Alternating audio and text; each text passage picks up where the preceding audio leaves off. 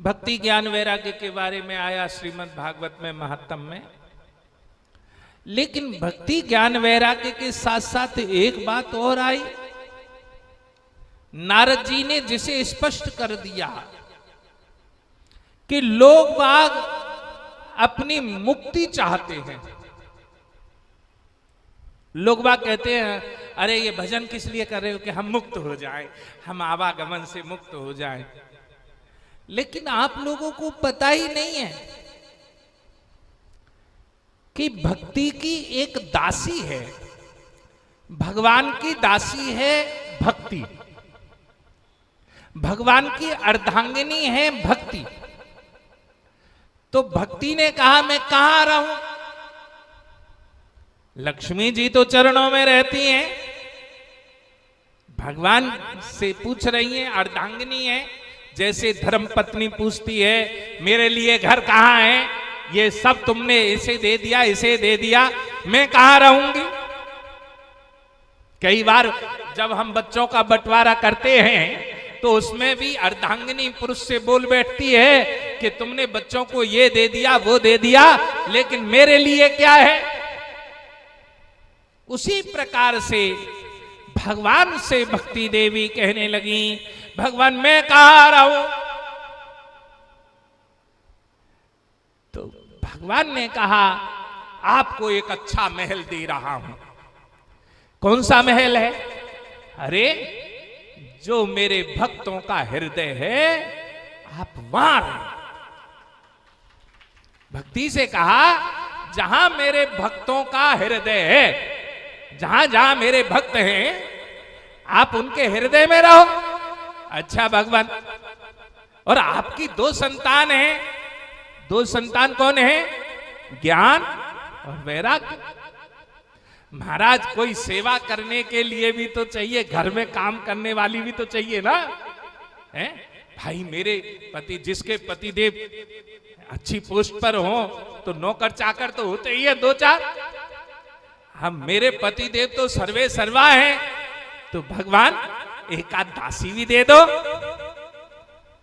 तो भक्ति के लिए मुक्ति को दासी के रूप में नियुक्त किया। भक्ति के लिए मुक्ति को दासी के रूप में प्रयुक्त किया, नियुक्त किया। तो भक्ति की दासी है मुक्ति। अंगीकृतं त्वया तद् प्रसन्नो भूतरिस्तदा। यहां जिसकी भक्ति से भगवान प्रसन्न हो जाएं, उसे मुक्ति अपने आप मिल जाती है। मुक्ति के लिए तुम्हें कोई और अलग से प्रयोजन नहीं करना है। बहुत से लोग कहते हैं अरे हम तो मुक्ति के लिए कर रहे हैं। अरे दासी के लिए तुम क्या कर रहे हो? भगवान की दासी है भक्ति और भक्ति की दासी है मुक्ति। तो तुम्हें कोई ज्यादा प्रयोजन करने की जरूरत नहीं है। तुम्हें तो भगवान की भक्ति को हृदय में बिठाना है, और भैया बिठाने की भी जरूरत नहीं है। जब तुम भगवान की भक्ति में सराबोर हो जाओगे, जब तुम्हें भगवान के सिवाय कुछ नहीं दिखाई देगा, तो भक्ति अपने आप हृदय में अपना वास कर लेंगी। क्योंकि भगवान ने वरदान दे रखा है जहां जहां मेरे भक्त हो वहां हृदय में आप वास करें। अब जब भक्ति आएगी तो मुक्ति सुनिश्चित है। यदि भक्ति आ गई तो मुक्ति सुनिश्चित है, फिर तुम्हें सोचने की आवश्यकता नहीं है। लेकिन हम लोग तो व्यर्थ की चिंता में लगे रहते हैं। मुक्ति ज्ञानम विरक्तिम च सह कृत्वा गता भुवि। यहां मुक्ति ज्ञान वैराग्य ये तो भक्ति के साथ में आते हैं। जब तुम्हारे हृदय में भक्ति का भाव प्रकट होगा तो मुक्ति भी मिलेगी, ज्ञान भी आएगा, वैराग्य भी प्रकट हो जाएगा और आपको नाते पश्यंती की नाशम स्वप्ने पे मलमूत्र, तुम्हारा अंतःकरण शुद्ध हो जाए। गुरुजी एक पंक्ति गाते थे, हो ज्ञान को साबुन सोडा लाओ, धोबे बुद्धि सुज्ञानी, अब भी सोच समझ ले मूर्ख, क्यों करे रहो नादानी।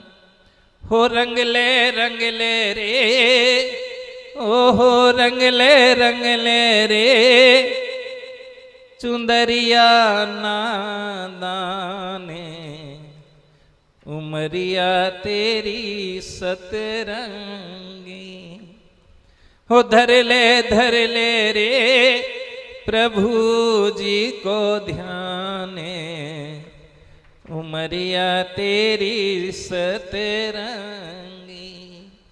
भैया इस उम्र का कोई पता नहीं है, बड़ी पता नहीं कितने रंग बदलती है? उम्र में क्या होता है, ये जीवन में होता क्या है?